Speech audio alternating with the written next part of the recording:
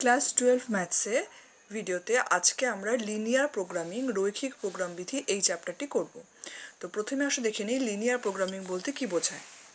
তো আমরা আমাদের দৈনন্দিন জীবনে বাণিজ্য, প্রশাসন, অর্থনীতি, বিজ্ঞান প্রভৃতি ক্ষেত্রে অনেক সমস্যার সম্মুখীন হই। তো এই সব সমস্যার সমাধান করতে গেলে আমাদের সামনে অনেক বাধা আসে।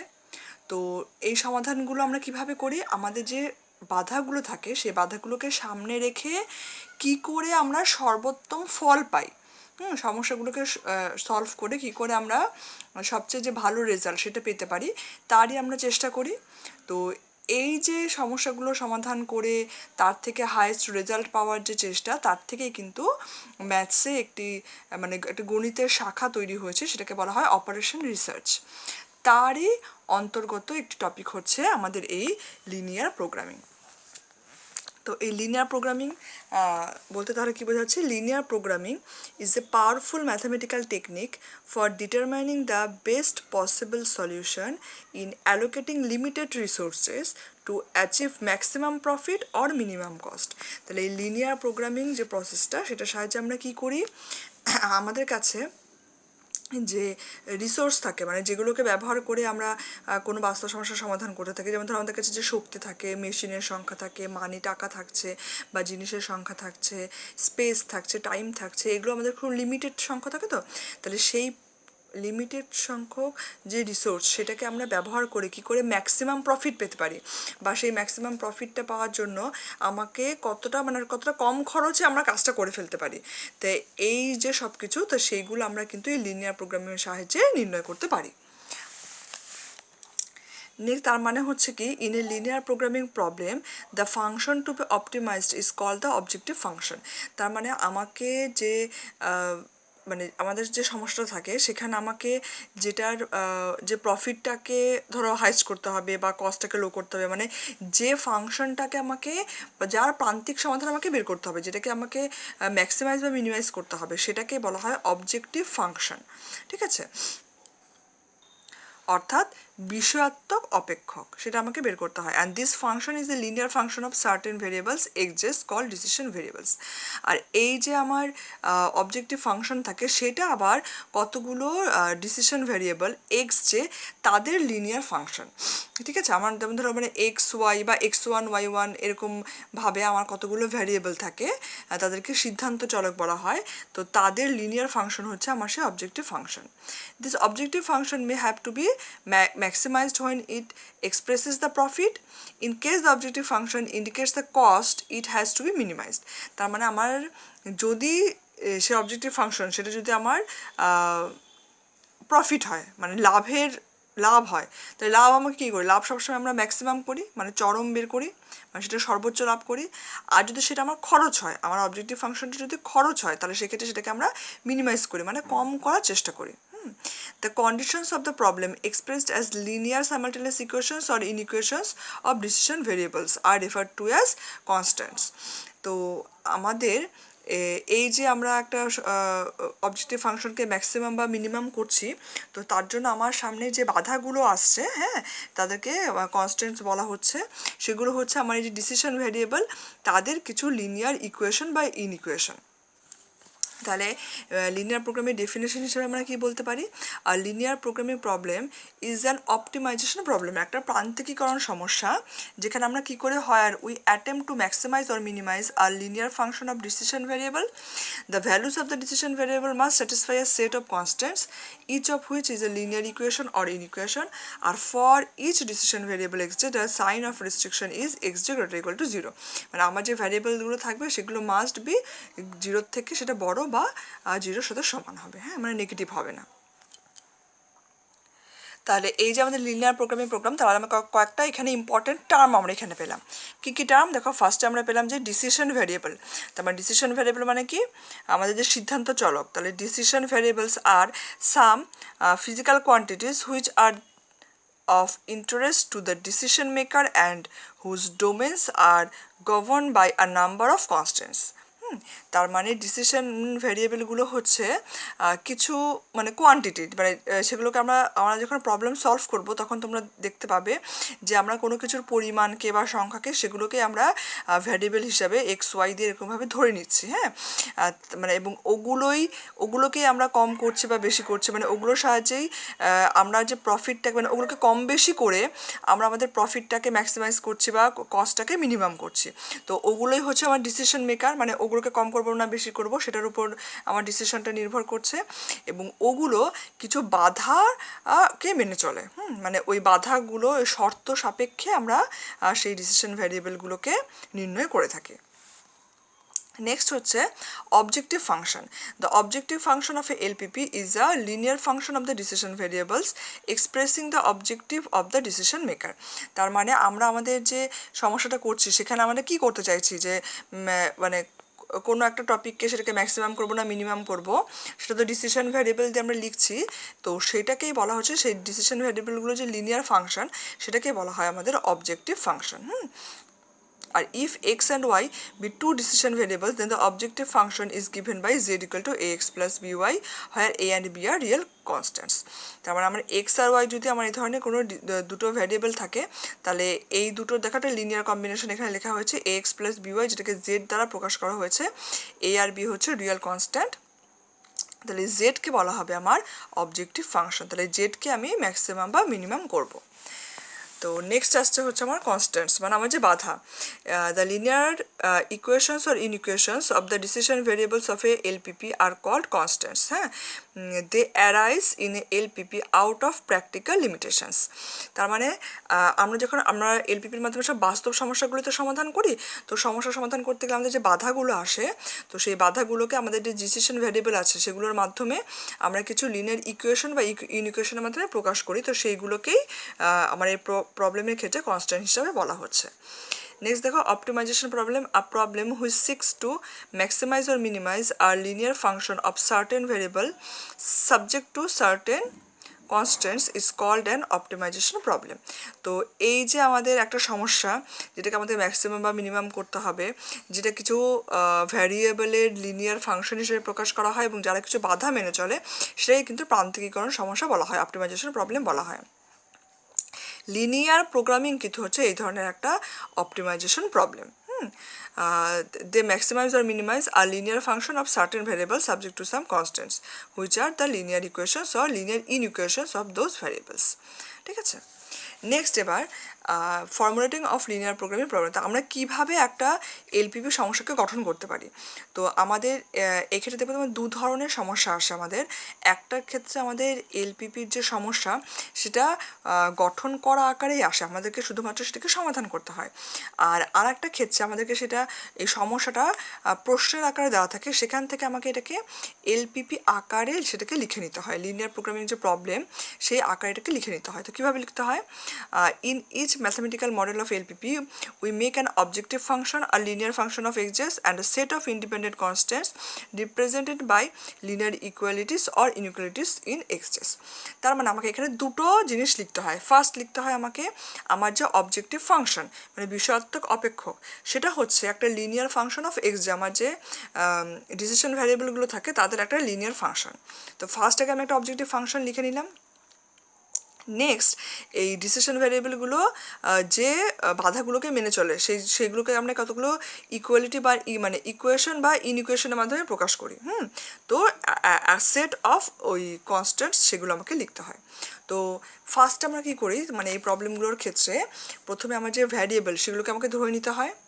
নেক্সট সেই ভ্যারিয়েবলগুলোর সাহায্যে আমাকে দেখতে হয় যে আমার বিষয়াত্মক অপেক্ষকটা কী হচ্ছে, মানে কোন জিনিসটাকে আমাকে চরম বা অবম করতে হবে, হ্যাঁ ম্যাক্সিমাম মিনিমাম করতে হবে, সেটা আমরা বের করি এবং আমাকে এখানে কী কী বাধা অতিক্রম করতে হবে সেই বাধাগুলোকে প্রকাশ করি।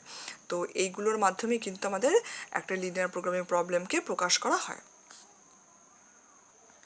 তো আমরা সাধারণত যেসব প্রবলেমগুলোকে সলভ করি, তো এখানে তার মধ্যে কী কী থাকে, যেমন এই চ্যাপ্টারে আমরা যেসব প্রবলেম শিখবো সেগুলো ম্যাক্সিমামে হচ্ছে প্রোডাকশন প্রবলেম, এই রিলেটেড থাকবে আমাদের, মানে কোনো কিছু উৎপাদন সংক্রান্ত আমাদের যে সমস্যাগুলো সেটা। নেক্সট থাকবে ডায়েট প্রবলেম, মানে আমাদের যে পুষ্টি বা পথ্য বা খাবারের বিষয় সেই সংক্রান্ত সমস্যা। এবং নেক্সট থাকে হচ্ছে আমাদের ট্রান্সপোর্টেশন প্রবলেম, মানে পরিবহন সংক্রান্ত যে সমস্যাগুলো। এবার আমরা দেখব যে graphical method of solving a linear programming problem, কী করে আমরা গ্রাফের মাধ্যমে একটা লিনিয়ার প্রোগ্রামিং প্রবলেমকে কী করে সলভ করতে পারি।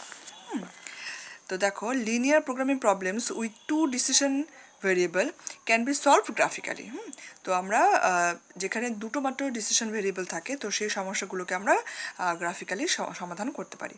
The graphical method of solution of a LPP is illustrated with the help of the following example. তো এখানে দেখো একটা উদাহরণের সাহায্যে আমাদের এখানে বলা হয়েছে।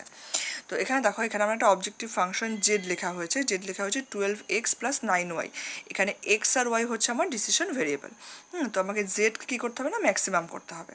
আর এখানে দেখো সাবজেক্ট টু দ্য কনস্ট্যান্টস, এখানে আমার কিছু বাধা দেওয়া হয়েছে, এগুলোকে কিছু ইনইকুয়ালিটির মাধ্যমে প্রকাশ করা হয়েছে। কি 4x + y = 16, 2x + 2y = 10, and x > 0, y > 0।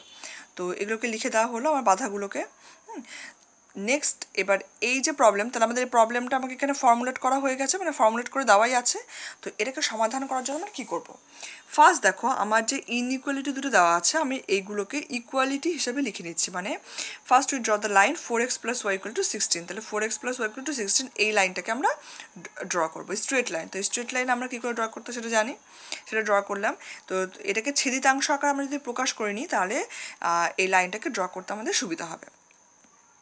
Next, it represents a straight line and divides the xy plane in two half space.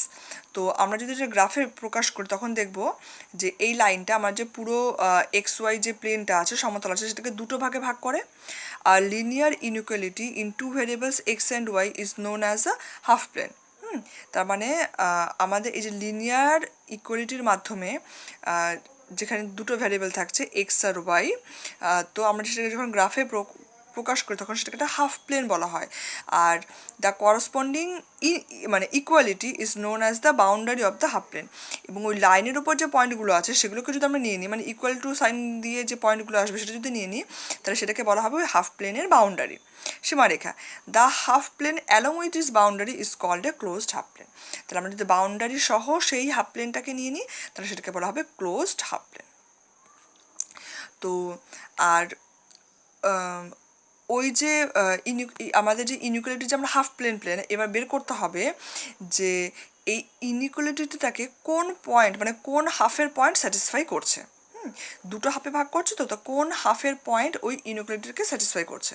তো সেই জন্য কী করতে হয়, আমরা অরিজিন মানে 0 যে পয়েন্ট, সেটাকে এটাকে ইকুয়ালিটি হিসেবে, মানে এই যে ইনইকুয়ালিটি সেখানে বসিয়ে দিই, মানে x = 0 এবং y = 0 পুট করে দেখি যে এই ইনইকুয়ালিটিটা স্যাটিসফাই হচ্ছে কি না। যেমন দেখো, এখানে যদি আমি x = 0 এবং y = 0 বসাই, তাহলে এটা কত আসবে, 0 = 16, এবং এটা হচ্ছে একটা ট্রু। তো আমরা এটা যখন ট্রু হয়ে গেল, তার মানে আমরা দেখলাম এটা যেদিকে অরিজিন আছে সেই হাফটা হচ্ছে এই ইনইকুয়ালিটিটাকে স্যাটিসফাই করবে। আর যদি এটা ট্রু না হতো, তাহলে মানে যে হাফ প্লেনে অরিজিনটা নেই, সেই পয়েন্টগুলো এই ইনইকুয়ালিটিকে স্যাটিসফাই করবে। তো সেটা আমরা বুঝে গেলাম।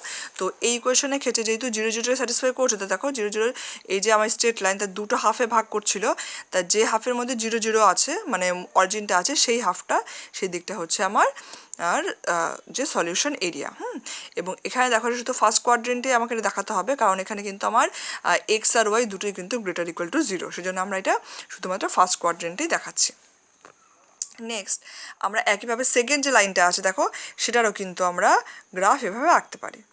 ঠিক আছে, তাহলে এই যে আমরা এখানে তো গ্রাফ দুটো তো আলাদা আলাদা করে আঁকা হলো, কিন্তু আমাদের প্রবলেম তো একটা, তাহলে একটার মধ্যে আমাকে আঁকতে হবে।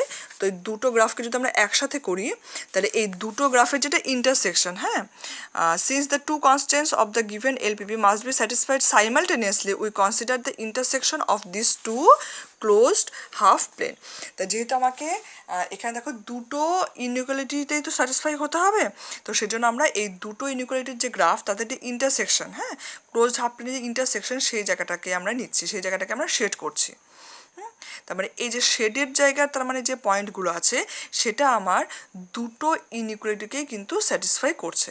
তো এই যে রিজিয়ন এটাকে বলা হয় হচ্ছে আমাদের ফিজিবল রিজিয়ন, অর্থাৎ কার্যকরী অঞ্চল বা কার্যকরী ক্ষেত্র। আর all points within and on the feasible region represent feasible solution of the problem. আর এই যে আমার ফিজিবল রিজিয়ন এর মধ্যে যতগুলো আমার পয়েন্ট আছে, মানে এই বাউন্ডারির ওপরে সহ এই ভেতরেও যতগুলো বিন্দু রয়েছে তাদের সবাইকে বলা হয় ফিজিবল সলিউশন, মানে কার্যকর সমাধান। ঠিক আছে, তো আমরা কি বলতে পারি, xy is a feasible solution of a LPP if it satisfies all the constants of the problem. আমার যে ইনইকুয়ালিটিগুলো আছে সেই ইনইকুয়ালিটিগুলোকে এক্স আর ওয়াই যে মানগুলো ওই ইনইকুয়ালিটিগুলোকে স্যাটিসফাই করছে তাদেরকে বলা হবে ফিজিবল সলিউশন। হ্যাঁ, আর এই ফিজিবল সলিউশনগুলোর যে সেট তাদেরকে বলা হবে ফিজিবল রিজিয়ন, মানে যে জায়গাটা সেটাকে ফিজিবল রিজিয়ন বলা হচ্ছে। যেমন এখানে এই যে শেডের জায়গা এটা হচ্ছে সেই ফিজিবল রিজিয়ন। নেক্সট আমরা যেটা শিখবো সেটা হচ্ছে optimal solution. Any point in the feasible region that gives the optimal value that is maximum minimum of the objective function of a LPP is called an optimal solution of the LPP. তার মানে আমি এই যে feasible রিজিয়নের মধ্যে feasible সলিউশনগুলো পেলাম, তাদের মধ্যে যে সলিউশনটা আমার অবজেক্টিভ ফাংশনকে ম্যাক্সিমাম বা মিনিমাম করবে সেটাকেই বলা হবে আমার অপটিমাল সলিউশন, মানে আমার প্রান্তিক সমাধান। মানে আমি যে ফিজিবল সলিউশনগুলোকে পাবো সেগুলো আমি অবজেক্টিভ ফাংশনের মধ্যে বসিয়ে দেখব যে কোন সলিউশনটার জন্য আমার জেডের মান ম্যাক্সিমাম বা মিনিমাম হচ্ছে।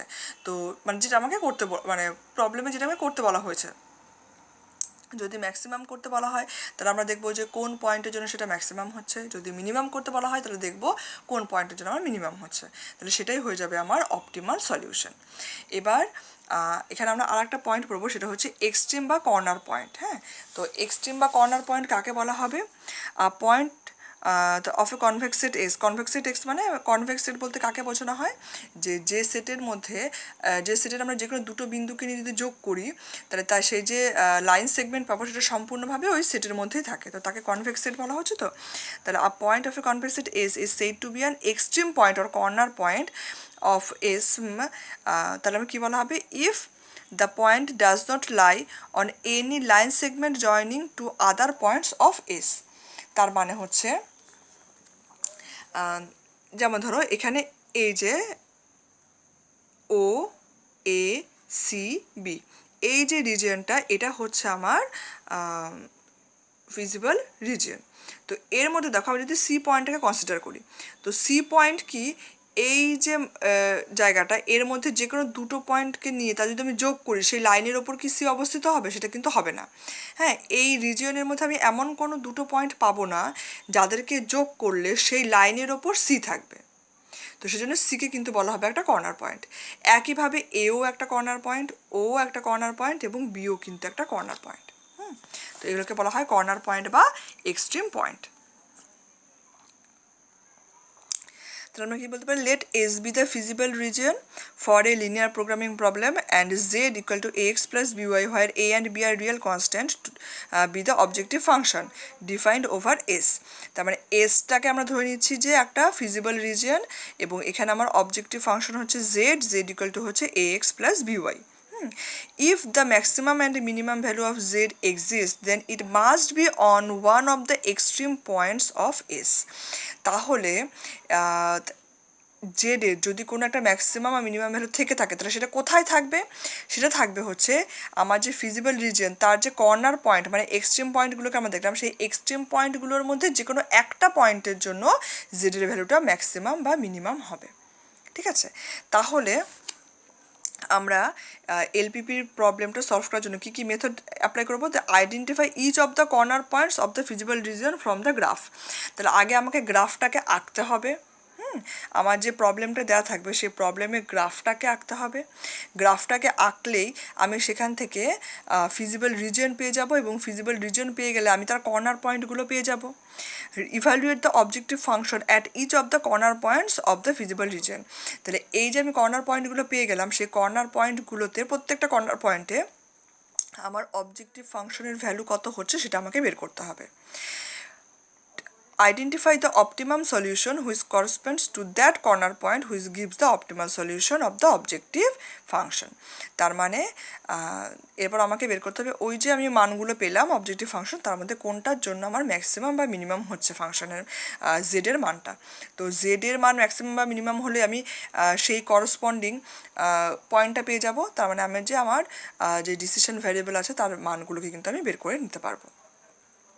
তো এটা গেল হচ্ছে যদি আমার জেডের একটা ইউনিক সলিউশন থেকে থাকে। তো আমরা দেখলাম কি এলপিপি প্রবলেমে আমরা দেখলাম একটা মাত্র সলিউশন থাকছে, কিন্তু তাছাড়াও কিন্তু in some problems there may be more than one solution. হ্যাঁ, it is also possible that a linear programming problem has no finite solution, that is unbounded solution. Sometimes a linear programming problem may have no feasible solution. তো একটা unique and finite optimal solution থাকা ছাড়াও এমন অনেক সমস্যা আমরা পাবো যেখানে একটা সলিউশনের থেকে অধিক সলিউশন আমার কিন্তু থাকবে। আবার এমন সমস্যাও পাওয়া যায় যেখানে আমার আনবাউন্ডেড সলিউশন, মানে যেখানে কোনো ফাইনাইট নাম্বার অফ সলিউশন পাওয়া যায় না। তো সেরকম সলিউশনও থাকবে, মানে যেখানে আমার রিজিয়নটাই হবে আনবাউন্ডেড রিজিয়ন। এবং এমনও প্রবলেমের থাকবে যেখানে আমার কোনো সলিউশন নেই। তো আমরা আমাদের নেক্সট ভিডিওতে এই সংক্রান্ত, এই যে থিওরি পার্টটা পড়লাম এই সংক্রান্ত কিছু অঙ্ক করব। তো এই অঙ্ক করাগুলোর মাধ্যমে আমরা এই যে থিওরি পার্টটা পড়লাম যে কখন আমার একটা ইউনিক সলিউশন থাকছে বা কখন আমার আনবাউন্ডেড সলিউশন থাকছে, কখন নো সলিউশন হচ্ছে, সে ব্যাপারগুলো বুঝে নিতে পারবো। এবং আমাদের এই যে কী করে একটা এলপিপি প্রবলেম ফর্মুলেট করতে হয় সেটা আমরা অঙ্ক করার মাধ্যমে শিখে নেব। আর যেটা আমাদের ফর্মুলেটেড প্রবলেম দেওয়া থাকবে সেটাকে কীভাবে জাস্ট গ্রাফ এঁকে সলিউশন করতে হয় সেটা আমরা দেখে নেব। তো আজকের ভিডিওটা দেখো আমরা এখানেই শেষ করছি।